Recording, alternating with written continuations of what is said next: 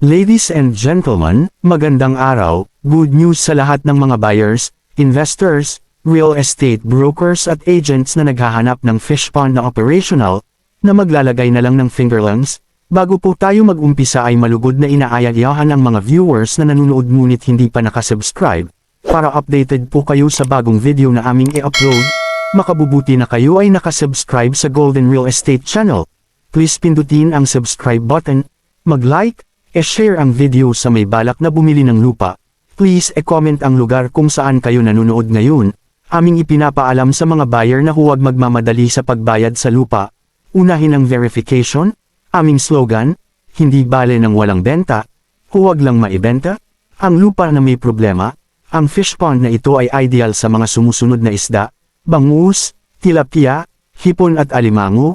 Ang fish pond na ito ay matatagpuan sa Infanta Quezon, na may land area na 13 hectares, na ang proof of ownership ay tax declaration, na ang 2.5 hectares ay rights, ang talagang binibenta ay ang 10.5 hectares na tax declaration, na ang selling price ay 10 million. Ang 2.5 hectares na rights ito ay dagdag na lang sa sinoma na buyer na makabili. Linawin ko lang po, ang 2.5 hectares na rights ay hindi kasama sa babayaran, libre na lamang ito sa buyer. Ang tubig na pumapasok sa fish pond ay galing sa dagat, kaya ang tubig dito ay tubig alat. Narito ang mga landmarks. Nasa 4 kilometers distance to Real Quezon Municipal Hall, nasa less than 4 kilometers distance to Public Hospital, nasa more or less 3 kilometers distance to Military Camp.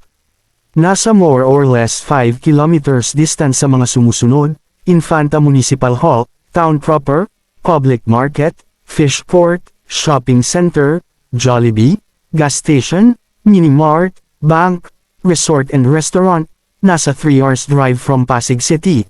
Via Marilaki Highway, sa Atimonan, Quezon Tadingalan ay mayroon under construction na highway na dumaan sa Infanta, kaya kung matapos na ang highway ay madali na ang papunta at pabalik sa south at norte ng Pilipinas. Aming ipinapalam sa mga gusto bumili ng lupa. Kami ay maraming upload na real estate property for sale dito sa Golden Real Estate Channel.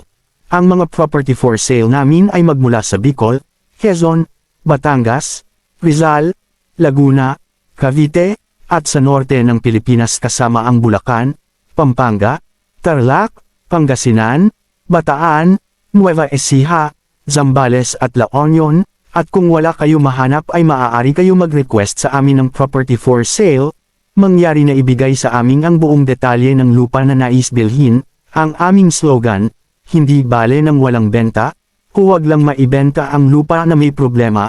Bago po tayo magtapos kayo ay aming inaanyayahan na mag-subscribe, mag-like, e-share ang video sa mga gusto bumili ng lupa, at e-comment ang lugar kung saan kayo nanonood para malaman kung saan nakakarating ang video.